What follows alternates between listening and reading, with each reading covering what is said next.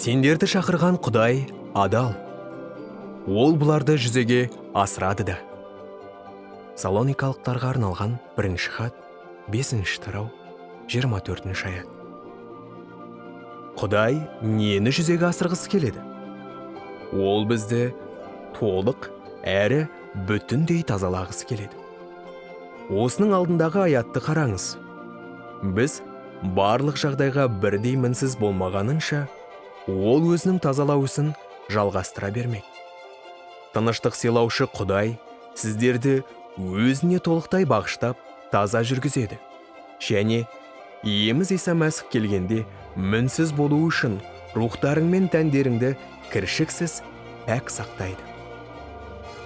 Ол біздің күнәға беріліп кетіп, рақымдылықтан құралақан қалуымызға жол бермейді. Бізге соншалықты айтып жеткізгісіз сыйларды даярлаған жаратушы иемізге табынуымызға себеп жеткілікті ақ. Бұны кім жүзеге асырмақ?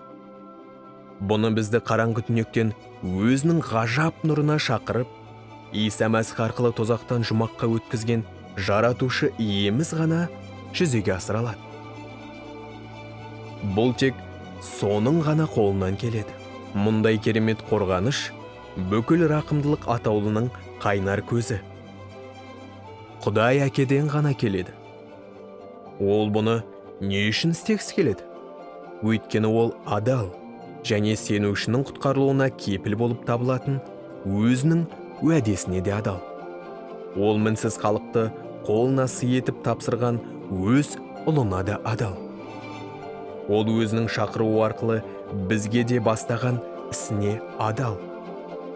Құдайдың балалары негізін өз адалдығына емес, керісінше өзінің Тәңірдің адалдығына құрады.